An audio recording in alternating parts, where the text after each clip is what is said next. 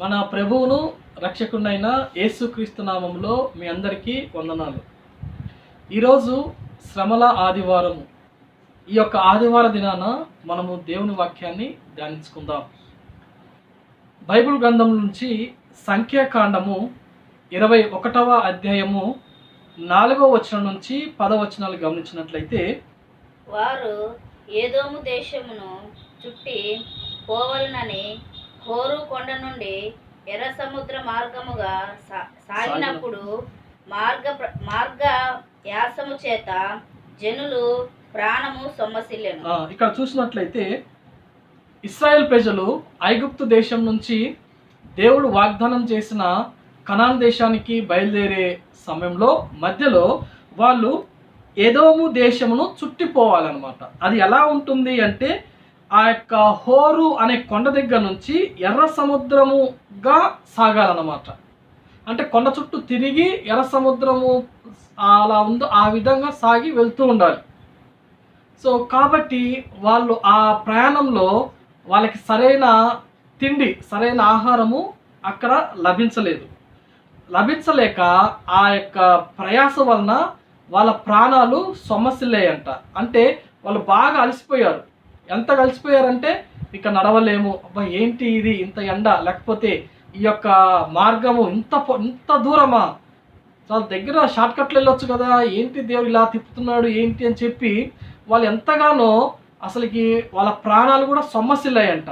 అలాంటప్పుడు వాళ్ళు ఏం చేశారంటే, కాగా ప్రజలు దేవునికిని మోషేకును విరోధముగా మాట్లాడి, ఈ అరణ్యములో చచ్చుటకు ఐగుప్తుల నుండి మీరు మమ్ము ఎందుకు రప్పించితిరి?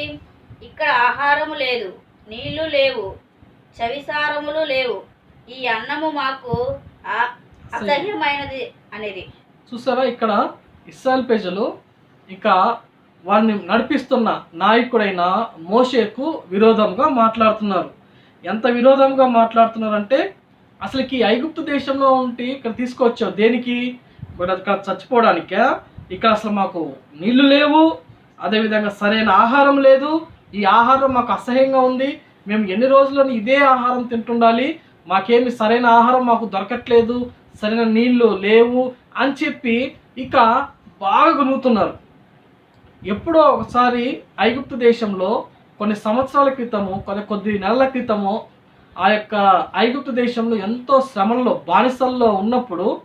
బానిస బతుకుల్లో ఉన్నప్పుడు దేవుడు కరుణించి మోషేను పంపి ఆ యొక్క బానిసత్వం నుంచి ఇశ్రాయేల్ ప్రజల్ని బయటికి తీసుకొని వచ్చి చక్కగా పాలు తేనెలు ప్రవహించు దేశానికి తీసుకెళ్తూ ఉంటే, వాళ్ళు ఆ పాలు తేనెలు ప్రవహించు దేశం మీద వాళ్ళ యొక్క ఏకాగ్రత, ఆ యొక్క నిరీక్షణ లేకుండా వాళ్ళ మధ్యలోని ఆ యొక్క సనుగుడు లేకపోతే విరోధమైన భావాలు ఇక్కడ మనం చూసినట్లు మనం చూస్తాం. అయితే ఆ విధంగా విరోధంగా మాట్లాడినప్పుడు అక్కడ ఏం జరిగిందో చూద్దాం. అందుకు యెహోవా ప్రజలలోనికి తాపకరములైన సర్పములను పంపెను. అవి ప్రజలను కరవగా ఇశ్రాయేలులో అనేకులు చనిపోయేది. అప్పుడు ఏం జరిగిందంటే, దేవుడు ఏం చేశారంటే తాపకరమైన పాముల్ని పంపించాడు. సో ఇశ్రాయేల్ ప్రజల్ని కనుక గమనించినట్లయితే, వాళ్ళు చేస్తున్న ప్రతి పాపాన్ని బట్టి దేవుడు ఏదో ఒక రకంగా వాళ్ళని శిక్షిస్తూనే ఉన్నాడు. వాళ్ళు పాపం చేయడము, దేవుడు శిక్షించడం, మళ్ళీ వాళ్ళు కరెక్ట్ చేసుకోవడం, అలాగే తిరుగుతూ ఉంది. ఇక్కడ కూడా దేవుడు మరొకసారి వాళ్ళని సెట్ చేయడానికి, వాళ్ళు తిరుగుబాటు చేస్తూ విరోధంగా మాట్లాడినందుకు కొన్ని తాపకరమైన పాములను పంపించినప్పుడు అవి వచ్చి ఇశ్రాయేలులో మందిలో చాలా మందిని కరిచినప్పుడు వాళ్ళు చనిపోయారు. వెంటనే ఏం జరిగిందంటే, కాబట్టి ప్రజలు మోషే యొద్దకు వచ్చి, మేము యెహోవాకును నీకును విరోధముగా మాట్లాడి పాపము చేసితిమి, యెహోవా మా మధ్య నుండి ఈ సర్పములను తొలగించినట్లు ఆయనను వేడుకొనుమనిరి. అప్పుడు వెంటనే ఇంకా ప్రజలు బుద్ధొచ్చి మళ్ళీ మోషే దగ్గరకు వచ్చి, అయ్యా సారీ మోషే గారు, నీకు విరోధంగా మాట్లాడాము, దయచేసి ప్రార్థన చేయి మా గురించి, ఇదిగో దేవునికి ప్రార్థన చేయి, ఇక్కడ ఈ యొక్క సర్పల బారి నుంచి మమ్మల్ని తప్పించమని చెప్పి చాలామంది వచ్చి మోషేను వేడుకుంటారు. తర్వాత మోషే ప్రజల కొరకు ప్రార్థన చేయగా యెహోవా నీవు తాపకరమైన సర్పము వంటి ప్రతిమను చేయించి స్తంభము మీద పెట్టుము. అప్పుడు కరవబడిన ప్రతివాడును దాని వైపు చూచి బ్రతుకునని మోషేకు సెలవిచ్చెను. అప్పుడు దేవుడు ఏం చెప్పాడంటే, వెంటనే ఓకే మోషే, వాళ్ళు పశ్చాత్తాపడుతున్నారు కాబట్టి ఒక పని చెయ్యి, నువ్వు ఒక ఇత్తడి సర్పాన్ని చెయ్యి. సర్పాన్ని కదా మేము పంపించింది, కాబట్టి అలాంటి సర్పంనే ఇత్తడి సర్పాన్ని చేసి నిలవబెట్టు. అప్పుడు ఎవరైతే దాని వైపు చూస్తారో, అంటే పాము కరిచిన వెంటనే దాని వైపు చూస్తారో వెంటనే వాళ్ళు బతుకుతారు అని చెప్పాడు. అప్పుడు కాబట్టి మోషే ఇత్తడి సర్పం ఒకటి చేయించి స్తంభము మీద దానిని పెట్టెను. అప్పుడు సర్పపు కాటు తిన ప్రతివాడు ఆ ఇత్తడి సర్పమును నిదానించి చూచినందున బ్రతికెను. అప్పుడు ఏమైందంటే, పాము కాటేసిన ప్రతి ఒక్కరూ నిదానించి ఆ యొక్క నిలబెట్టిన ఆ యొక్క ఇత్తడి సర్పాన్ని చూసినప్పుడు వాళ్ళు బ్రతికారంట. అలా ఇశ్రాయేలీలు మళ్ళీ బ్రతికి తర్వాత వాళ్ళు చూస్తే తరువాత ఇశ్రాయేలులు సాగి ఓబోతులో దిగిరి. ఈ విధంగా మళ్ళీ వాళ్ళ యొక్క ప్రయాణము ఓబోతులో దిగి వాళ్ళు మళ్ళీ ప్రయాణము సాగించారు. ఇక్కడ మనం గమనించినట్లయితే ఇది పాత నిబంధన గ్రంథంలో, అంటే ఇశ్రాయేల్ యొక్క కాలంలో ఇది జరిగింది. ఇది పాత నిబంధన గ్రంథంలో ప్రతిదీ ఒక ఛాయ, అంటే ఒక నీడ లాంటిది అన్నమాట. ఎవరికి నీడ లాంటిది అంటే, ఈ రోజుల్లో మనం బ్రతుకుతున్నాం కదా, మన జీవితాలకి ఒక నీడ లాంటిది, అంటే ఒక ఎగ్జాంపుల్ లాంటిది అన్నమాట. ఇక పాత నిబంధన గ్రంథంలో ప్రతి విషయము ఒక నీడగా, ఒక ఛాయగా దేవుడు ఉంచాడు. దాన్ని చూసి మనం నేర్చుకోవాలి. ఇక మనం ఏం నేర్చుకోవచ్చు అంటే, ఈ యొక్క శ్రమల ఆదివార దినాన మనం ఏం నేర్చుకోవచ్చు అంటే, ఎవరైతే దేవునికి విరోధంగా కానీ, లేదా పాపం చేసి కానీ, లేదా తెలిసి తెలియక చేసిన పాపాలు కానీ, దాని ద్వారా మనుషుడు కొన్ని బాధలు స్వయంగా తెచ్చుకుంటూ ఉంటాడు. స్వకీయమైన ఆలోచన కావచ్చు, దురాశ ఆలోచన కావచ్చు, గర్వమైన కావచ్చు, లేకపోతే మరొకటి ప్రతి మనిషిలో ఈ యొక్క ఉంటున్న ఈ పాపానికి మనిషి ఏమవుతున్నాడంటే, స్వాభావికంగా ఆ పాపానికి, ఆ యొక్క చేసిన కర్మకి ప్రతిఫలము అనుభవిస్తూ ఉన్నాడు. కర్మ సిద్ధాంతం ఉంది కదా మన యొక్క దేశంలో.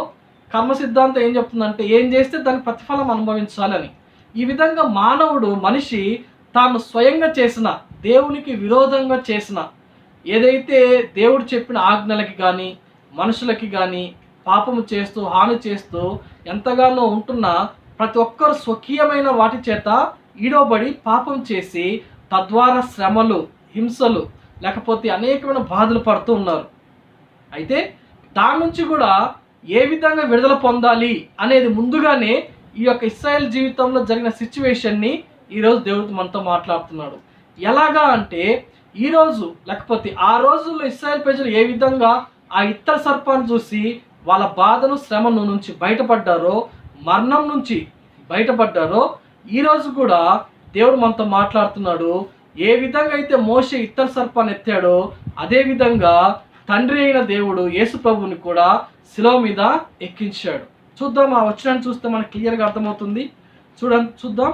యోహాను సువార్త 3వ అధ్యాయము 14-15 వచనాలు గమనించినట్లయితే, అరణ్యములో మోషే సర్పమును ఎలాగు ఎత్తెనో అలాగే విశ్వసించు ప్రతివాడును నశింపక ఆయన ద్వారా నిత్య జీవము పొందినట్లు మనుష్య కుమారుడు ఎత్తబడవలెను.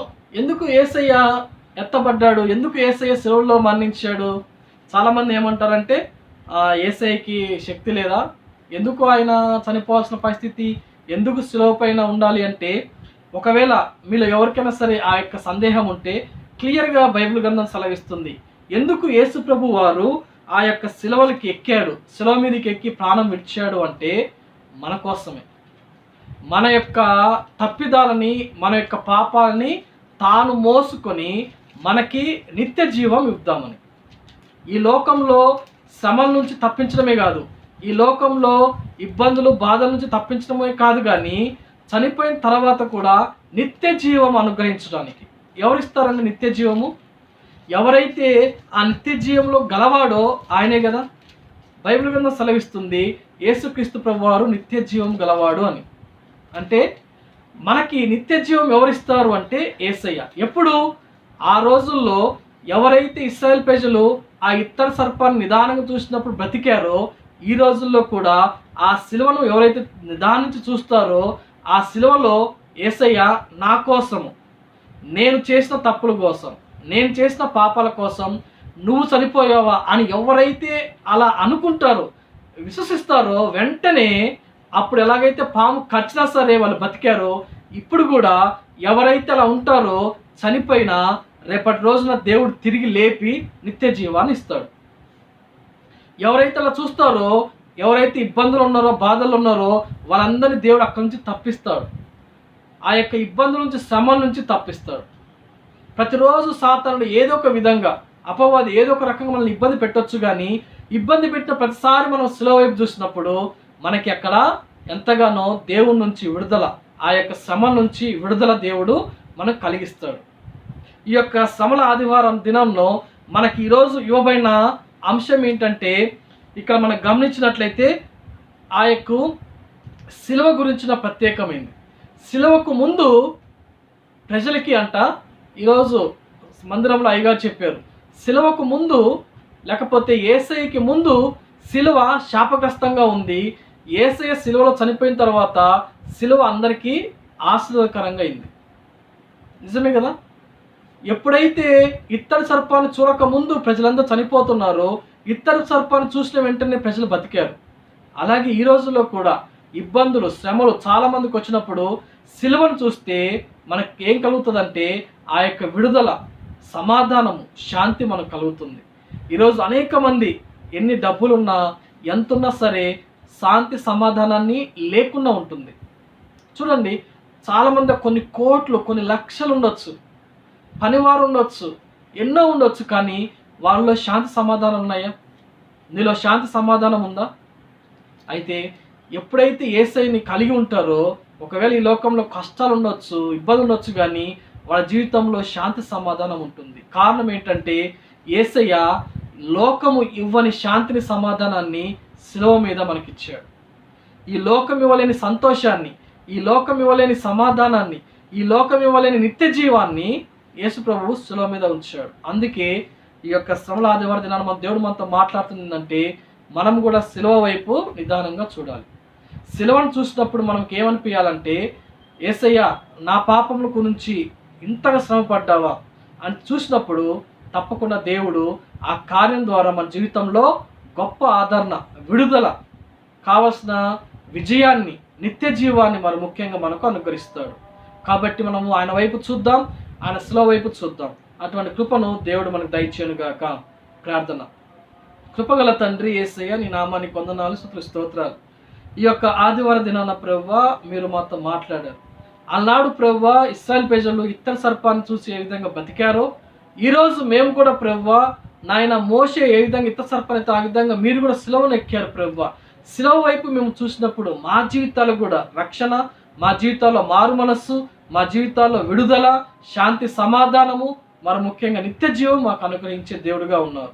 అటువంటి కృపనిచ్చినందుకు తండ్రి, యేసయ్యను మాకు అనుగ్రహించిన విధానాన్ని బట్టి మీకు వందనాలు, స్తుతులు, స్తోత్రాలు చెల్లించుకుంటూ, అయా ఎవరైతే ఈ వాక్యాన్ని ఉంటున్నారో ఒకవేళ వాళ్ళ జీవితాల్లో నాన్న శ్రమలు, ఇబ్బందులు నాన్న ఎన్ని ఉన్నా సరే ప్రభువా శాంతి సమాధానం లేకపోతే నీ వైపు చూసి వాళ్ళ జీవితాల్లో శాంతిని, సమాధానం పొందుకునే కృపను, రక్షణ లేని వారి రక్షణ, మారు మనసు పొందే కృపను దయచేయమని అయ్యా ఈరోజు మాతో మాట్లాడిన బట్టి మీకు వందనాలు, స్తుతులు, స్తోత్రాలు చెల్లించుకుంటూ మా జీవితాల్లో కూడా ప్రభువా నాయన అటువంటి రక్షణ, విడుదల, శాంతి, సమాధానం మాకు దయచేయమని నజరేయుడైన యేసు క్రీస్తు నామంలో స్తుతించి ప్రార్థించి అడిగి వేడుకుంటున్నాము తండ్రి. Amen, amen, amen. Praise the lord.